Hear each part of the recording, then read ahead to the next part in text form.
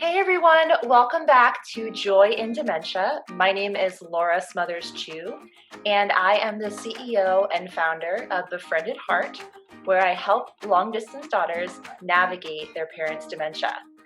So I am really looking forward to today's interview because Dr. Lisa Baker and I have been planning this for months for sure, and that was Mhm. before the pandemic. So it's actually super well timed for this month as we are rounding out 2020. Dr. Baker is a licensed clinical geropsychologist, and she's based in Jupiter, Florida. And Lisa and I actually met when she hosted a caregiver summit. I believe it was last year, and she Mhm. asked me to be a speaker. And so we've been in touch since then. And because of her psychology expertise, I saw that she had a great presentation all about guilt. And I know that we all experience that pretty much all the time as long distance daughters. And she had some really great tips that we're going to share a few with you today. And she has 17 years in the healthcare field. She also combines her Christian faith with her experience working with dementia. So Mhm. I know that that's very unique in the colleagues I have in this field. And so if you are really interested in how the Christian faith can help you get through the dementia journey, she is your person. Mhm. So, Lisa, welcome to Joy in Dementia. It's great to have you here.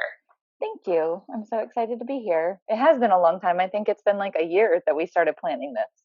Yeah, it has. And again, it just worked out perfectly with the timing because I think especially with the holidays this month that a lot of daughters are not only feeling the grief that they can't see their families, but also feeling guilty between trying to keep their parents healthy, but also wanting to see them, and trying to provide that Yeah. engagement. So there's less social isolation. So we feel really Mhm. torn right now. Not that there's ever a shortage of sources of guilt, but COVID has added a lot of extra.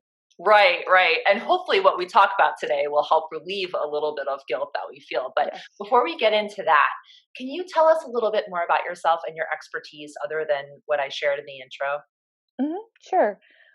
I got into working with older adults. I would say first and foremost because my parents always modeled the care for the elderly especially in our church community.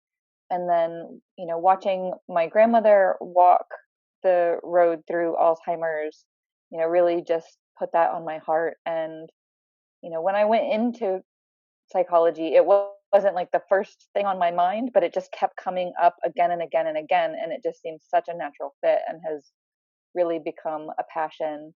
And especially as, my grandmother passed 20 years ago, but since then we've had many more family members have Alzheimer's. And so it's just always, you know, personal as well as professional. And as you mentioned, I did study at Fuller Theological Seminary. And so both my doctorate in psychology and my master's in theology are both from a seminary. And that I feel like has informed my work as well, really helps me kind of deal with the whole person, from a fully spiritual perspective as well. And I love it. Yeah, that's amazing how you combine those two. And I mean, they're obviously your big strengths. So you've done that well. And so Thanks. you mentioned a little bit that you have some personal experience with dementia. I think you also mentioned in an earlier conversation that you've worked in a nursing home as well. So you have that personal and Hmm. professional experience. Yeah, I did several years in nursing homes working. At that time, it was mostly working with people diagnosed with dementia who were in nursing homes and helping them with their depression and anxiety. And I think for a lot of people, the question can be like, well, why would you do therapy with someone with dementia? When maybe they can't remember Mm. what you talk about, and I think it was really eye opening for me too as a professional to really understand, that remembering isn't the main goal of our lives, that just being able to provide someone with a half an hour of peace and calm and comfort is so valuable, regardless of whether they can like pull it back out of their minds later, like that some of it will still stick with them and remain. And so that really changed a lot of how I viewed dementia, people with dementia, and the people who were caring and loving them in helping them kind of help each other. Yeah, I love that. And something that I'm realizing too is that, you know, people in the medical community use this term agitation. And to Hmm. me, it just seems like anxiety, something that we all have, but Right. people with dementia, their anxiety is higher because, of course, they don't have the context of what's, going on. They're more disoriented. So it makes total sense that, therapy would actually help them. It would relax them just Hmm. like it relaxes us, right? Yeah. And so you can't do as much of the usual teaching of tools, and maybe therapy doesn't look the same, but there's still absolutely ways to help, and I think, taking the perspective that all behavior is communication. And so, especially when someone is losing the ability to communicate, that it's really up to us to see the behavior not as something that we just want it to go away because it's difficult for us to deal with, but to see it as something that's being communicated, and that person they have a need that needs to be met, and so it's not, I know that we do for them as well, medications and other skills and techniques can help reduce their agitation, that it helps them as well. But that a lot of times, like, we have to acknowledge that we're doing it for us because it's hard to be around someone who's yelling out all the time, or who is combative or inappropriate, or whatever the case may be. Right, especially if they never used to be that way, right? It feels like Yeah. it's a different person, but it's the same person, just different parts of their brain are being activated Yeah. to relearn how to interact with them. Yeah. Yeah. Absolutely. Yeah. So let's get into the recommendations because this is what I've been really excited about. Um, Hmm. so, what's your first recommendation, Lisa, for coping with the guilt that we feel as long distance daughters? And my viewers know this, but I have a definition of long distance as like if you feel like you live long distance from your parents. So it could be like 15 minutes away, it could be 5 hours away, anything that is defined for you emotionally as long distance. Hmm. So, anyway, going into the first recommendation, um, go Well, I ahead. think first it's understanding, like, what guilt is and what guilt isn't, and the different places that comes from. The main, the real guilt, like true guilt, is when you've done something wrong. Like, guilt is functional, it's our conscience. It lets us know that repair work needs to be done. But I would say most of the guilt that I deal with caregivers is not true guilt. It's like they feel like they did something wrong. Maybe they didn't actually do something wrong, or somebody else is putting guilt on them and trying to make them feel like they did something wrong, or they're comparing themselves to somebody else and they're not measuring up, and that makes them feel bad, or they're really just wanting order and control in a situation, or they're wanting to make sense of a hard situation, and guilt comes from that, or an expectation was challenged, like that I should, this is, and I didn't meet that expectation, and so now I feel bad. All those other ones, if it's not like that you actually did something wrong, all the other ones, like, we need to get in there and kind of understand the thought that's going on behind it, and shift it a little bit so that you can be released of that unnecessary guilt, because guilt is heavy. Guilt feels terrible. Guilt is an unpleasant weight that just, it doesn't serve you to actually make you a better daughter, a better carer, a better anything. Like, it just makes you feel bad. Yeah, totally. And, I was just thinking too, I think that it's society's stigma about dementia and how it comes from the medical field where like it needs to be fixed, right? Like something's broken and needs to be fixed. And so we kind of get the pressure from everyone like, oh, what are you doing? And even if it's not direct pressure, like we just feel it in our society, you know what I mean? Like, Yeah. fix it. And if you Hmm. can't, then there's something wrong with you, right? And I think Right. too, just with the culture, the consumer culture, we're told that like, oh, there's always a problem, we need to buy this to fix it, right? So we are constantly in this environment of feeling like we're not enough. And Yeah. I think that the this whole journey, the dementia journey, like magnifies that feeling that we're not Mhm. enough, because the healthcare field doesn't support us the way that they need to, and No. so we end up doing the work of, like, you know, six different people, right, for our loved Mhm. one with dementia. So I Mhm. think, it's not just the feelings that are coming up inside us, but it's also what we're surrounded by too. Mhm. Oh, yeah, and people who aren't in your shoes will have all kinds of opinions, and it's like, if you're not in it actually doing it, then, don't, not interested, just really not interested. Yeah, yeah, And that's hard because people will have, and I think, like, maybe we've adjusted, like, we're learning as a society, like, if it's not your kid, don't go giving parenting advice when it's not your child. And we need it to come to the other end of the spectrum too. Like, if it's not your parent or it's not your, older adult that, you're helping to care for, like, then you don't get to have an opinion, yeah, like, unless, like, some gentle information sharing, that kind of thing, but nothing that approaches like what you should do or anything that comes with judgment. Or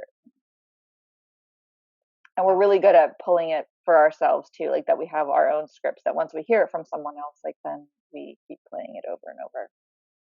yeah, absolutely. And I'm so glad that you talked about gentle suggestions, because I think that that's something that we long distance daughters have a challenge with, because we are able to see things. I talk about this on my channel, but sometimes we're able to see things more objectively. So I was able to see things going on with my dad that my mom maybe wasn't, because she had Hmm. adapted so easily because she lives with him, right? Which makes sense. Right. But I could have been I could have been more gentle with my suggestions and made them less like criticism. So I think that that's a really good point you bring up, Lisa, that it's important for, long distance daughters, long distance sons, anyone who's not living with the caregiver and your forgetful parent, that when it's fine to make suggestions, but to do it in a loving, compassionate way. And then also taking into account that, like, you are going to have friends, or your caregiving parent is going to have friends that just don't understand and will, criticize her and say that she's doing the wrong thing, or him, and reminding your caregiving parent that they're not the ones that are, like, their friends are not the ones that are providing care, and the criticisms aren't going to help, you know? Yeah. Yeah. And so I'd say, once you figure out, like, that, like, if it's truly guilt, if you've really done something wrong, you lost your temper, you did something that was hurtful, like, when it's truly guilt, then you go and, you use that guilt to prompt you to make things right, to do whatever you need to do to kind of, smooth over, repair. But then for all those other types of guilt, then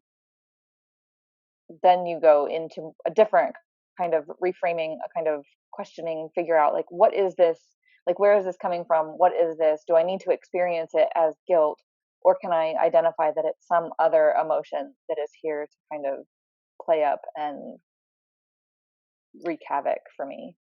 Can you give an example, Lisa, of what could feel like guilt, but it's actually something else? Hmm. So, I think, like, this is something I recently talked about, um, in that same summit group, was a common caregiver thought can be something like, I just wish this was over. Like, I'm just so tired of, like, like, this is hard, and people can feel really guilty for having a thought like that. Like, am I Mhm. saying that I wish my loved one was dead? Like, I'm such a terrible person, I'm the worst, like, why would I ever think that or say that? But that's normal to want a hard thing to be over. Like, that's a very normal thought. You're not doing anything wrong. Like, you would be doing something wrong if you had the thought, you're like, I wish this was over, and therefore I'm going to mail my parent poison and hope that they take it and die because I need, like, now you've done something wrong. Like, you've crossed a line, that's murder, like, don't do that. But like, but just thinking that, that's just a real thought. And Mhm. connecting that to the grief that you're feeling, that your loved one is suffering this way, and that you want their suffering to be over, and the way that you're suffering, that you love your person and you're so far away from them, and you can't do more. And that's another common one, like, I'm not doing enough, I'm never doing enough, Yes. and we'll beat ourselves up for that, and really that too, like, for most of these, the most common, I feel like they'll tie back to grief and loss of some kind. Like, Hmm. I'm not doing enough.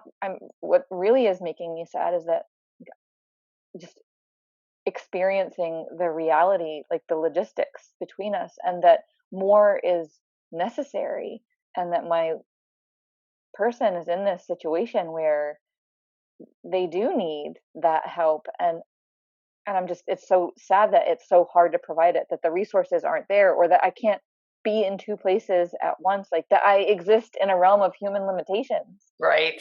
Right. like that's but we haven't done anything wrong. It just, the situation is just hard and often terrible. That's just the reality of it. And I think rather than feeling that, sometimes for whatever reason, it's easier to beat ourselves up, to be Hmm. angry with ourselves, or like it feels, we feel like we need to put the blame somewhere. And we don't like to accept that we have limits and that we can't control everything. And so, if I beat myself up, it means that maybe I should still have control over this situation. But really, you have to acknowledge I don't have control over this situation. And that's really hard. And I really hate it. Yeah, absolutely. So before we go on the second recommendation, the first one is to identify the guilt. So really seeing, is this guilt, or is this grief or loss or something other than guilt? Since as Dr. Baker said, that guilt really only is when we've done something wrong, and if we don't have control over something, then we didn't do it wrong. Yeah. Yeah. So, what's the second recommendations once we've identified, let's say that we thought it was guilt, but it's actually grief. hmm I think then getting really into that kind of interview mode, and the way that I've been putting it a lot this year, especially, is, just really to just really get curious, and to not get into that kind of condemnation mode where you're ready to beat yourself up, and, ready to tell yourself that you should feel so terrible and you should feel so guilty because you've done something so bad that you didn't actually do, Hmm. and so, there's a lot of different ways that you can do this, but, I think just running through the basic questions first, like, what feeling could this be if it's not guilt? You know, um, are there only bad options? Like, am I trapped between two bad options? And so, kind of like, does this basically, does this situation just really stink? And that either one I choose, like, there's going to be some kind of loss. And a professor of mine used to always say, like, all decisions involve loss. And so just recognizing that too. So, like, even when you choose to eat a cheeseburger for lunch, like, you've lost the ability to eat, like, you won't eat anything else for lunch, that, like, all other options have been lost to you. Like, that's like a super low level, not really dramatic kind of loss, but like I think it's every a good decision, example, though. Yeah, I yeah, mean, 'cause but every time you make a decision, yeah. every other opportunity for an alternative is now gone. Hmm. It's like, and so when there's only bad options, that can be really hard. Recognizing that you're really working with limited information, that you're always doing the best that you can, especially if you're long distance and you're not in the house 24/7 seeing what's going on. You know, there's that whole concept of, like, the crystal ball. Like, am I beating myself for, like, my past self up for something I should have known?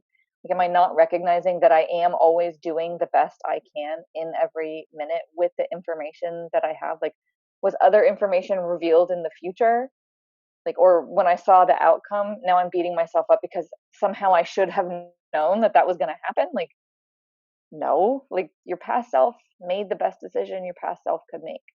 Yep. Um, and then really looking at your intentions. Like, have your intentions been to help, your person with dementia, or were your intentions to harm? Right.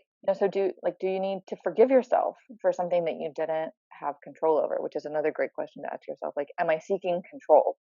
Like, is Mm, that my real issue? Like, am I feeling helpless in some way? Yes. So And many more. I could go on for a really long time. well, I just want to highlight a couple like that I know I felt as a long distance daughter, and I know the daughters that I speak with and work with, they mention feeling helpless all the time just because of that distance. And I think, you know, there's a good way to see if you are sort of getting into that condemnation state of mind if you are saying, I should have. Anything with Mhm. should, you kind of want to look at and be like, Yeah. am I being realistic? You know, is this the crystal ball question? I really love the crystal ball question because it's like, I feel like I do this in other parts of my life too. And I actually did it earlier in this conversation where I said, you know, I really wish that I was more gentle in my suggestions with my mom, you know, and I was more compassionate. And then if I look at it as, you know, interviewing that guilt, right? Because it kind of was guilt. Um, that, you know, I really that I had the best information I had at the time. You know, there's so much I know Mhm. now being in this field, and that's why I'm, you know, teaching you guys as viewers and bringing Dr. Baker on here is so you can be educated and know that maybe that's not the best way to go about it. But I'm not being fair to myself by saying, you know, I should have done that, right? Because I did the best I could with the information I had. Mhm. You had never been in that situation before. Yeah. Yeah. And so you can only learn, you know, you can only learn by doing. Mhm. I mean, every morning with my 4-year-old, we say, it's like help me to make good choices today and help me to recognize when I've made bad choices and to learn from them. Like that's it. Like you don't have to beat yourself up for making a bad choice in the moment. You just Right. be willing to learn when we do realize like, oh, I could have done that a better way. Because there will always be a better way. There will always be a better way, and there will always be an opportunity Hmm. to change your response, you know? Yep, So, absolutely. yeah. And too, like, can you talk a little bit, Lisa, about when we're talking about our intent to help or to harm, forgiving ourselves and our parents? We talked about forgiving ourselves, but how about our Hmm. parents? And I think so. The hard thing, especially once dementia comes in, is that like the relationship that we've had with our parents doesn't like that history that we have with them is always still going to be there. That doesn't go away. And so, especially if you have any hard memories with your parents, forgiving them as well, that like as parents, that they've always done the best that they can. And even in that situation, like your situation, for example, where your mom was living with your dad and you're far away, that they're also when you think that they're not doing things in the best way, not going to the right doctors, not pursuing research, not whatever, also just forgiving them that this is their first time too, that their intention is, you know, like at no point would you have said that your mom's intention was ever to hurt your dad, Right. like that's just, she's doing her best. And so finding that forgiveness for them as well in those moments when, especially when you're not agreeing with how things are going down. Yeah, that's so important. And I think that, of course, we're going to feel angry, you know, because of that loss, because of that history that is our dynamic that's changing with our forgetful parent, you know. And so I know for my mom and I, we noticed that there was like this anger that came up in both of us and it would come out towards each other, right? But it was really because of what we were going through and because of dementia, but because dementia is like this intangible thing, you know, that like Right. you can be mad at, but it's not going to make a difference, right? Sometimes it comes out in our interactions with each other, you know, and Hmm. it's of course our intent is not to harm each other, but that's sort of the extra emotions that we have bubbling up, you know, that were, I wasn't, I didn't know how to resolve those feelings or to really feel them at the time. So, Yeah. yeah, And that would be a good place where guilt is appropriate. Like when you've had an angry outburst, you've had a fight with someone that you love, you realize like, okay, like I didn't need to get so heated, or that was unkind, or I didn't need to take it to that level, or You know, I didn't need to, it didn't need to go to ugly words or whatever. Those are places then to go back and to do the repair work. That's our appropriate guilt. And Yeah. so, we want to use our appropriate guilt to prompt us to do the repair work, and all that inappropriate guilt. Most of it is inappropriate guilt. Just nip it and release ourselves from it, because Yeah. it just, no, no good, Yeah. not helpful. And it helps too. I know, like in conflicts that I've had, in my life, I've found that it's helpful to just say, if you are trying to resolve things with someone who had an angry outburst with, to say, hey, I'm so sorry. That wasn't my intention. Because intention Hmm. is so important. So we talked a little bit about intention to help or to harm, and so just reminding your parent or whoever, a sibling that you had a fight with, just saying, "Hey, I'm so sorry. My That wasn't my intention." Hmm. Yeah. Yeah. So, okay. So the first recommendation was to identify the guilt to see if it actually was guilt that we're feeling. The Hmm. second recommendation is to interview the guilt. So to ask these questions about, are there only bad options? And am I being fair to my past self? So would I have needed a crystal ball to to know what was going to happen? And the third one, was my intent to help or to harm? And I know one that Dr. Baker added as well, which is like, am I seeking to control? And I know that was one of my major things, and that's where that feeling of helplessness comes from. Hmm. So, what if you know we're how can we work through these? So we'll interview our guilt, but is there a way that, if we're finding that that isn't enough, or we're a little overwhelmed by our feelings of anger or guilt, or we keep hearing, the same thing over and over in our head that it was our Hmm. fault? What's our next step for that, Lisa? If working through it on your own doesn't feel like enough, or talking through it with a friend, then going to the next step of, finding a support group or a counselor who can kind of help you with some of the reframing, and especially if you have, the scripts, the automatic scripts that play in our heads, like kind of our go-to, the ways that we beat ourselves up, those can be pretty entrenched, Yep. and a situation like, having a loved one with dementia and being in kind of a heavy emotional mode over, like, for a long period, that can really tax your system. And so finding someone to really help with doing some of that reframing, doing the interviewing, changing some of those scripts so that you have, just a kinder dialogue going on in your own head, that's something that can be really helpful. Yeah, definitely. And I mean, I'm still seeing a therapist now once a week. My dad passed the end of January, but I just find it so helpful to get that objective perspective, because I feel like the dementia journey causes us to feel so alone, even though we know other people are going through it, but we're alone, like in Mhm. our thoughts, in our emotions. And some people, in our current social circles don't understand. So it is nice to, especially if you're talking with friends and they can't really relate, then I recommend definitely, as Dr. Baker said, joining a support group for people going through a dementia journey, and also getting a therapist. I think both are really great. Mhm. Yeah. Yeah, I think it's really important to have that extra help. Yeah, for sure.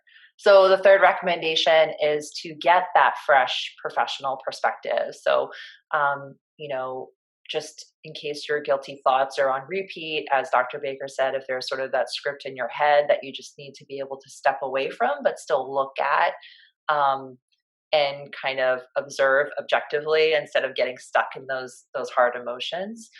Um, and what if you're finding that you really feel you can't get out of this guilt spiral, and so you keep hearing these scripts, Lisa, but like Mhm.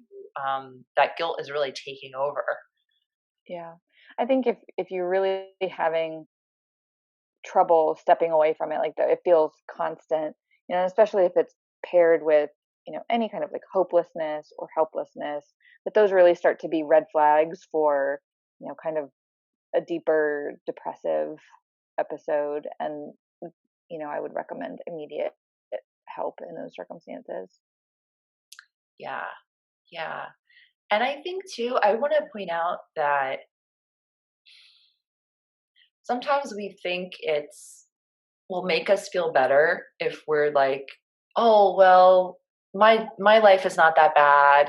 My friend just had her parent passed away. At least my parents not passed away. Like whenever you're saying at least, like I don't know, do you think that those are helpful statements, Dr. Baker, or do you think that that kind of causes you to go towards the depression area? You know, I think what that does when we do that, or like when, it's like it could be worse, that what we're doing is minimizing and invalidating our own experience.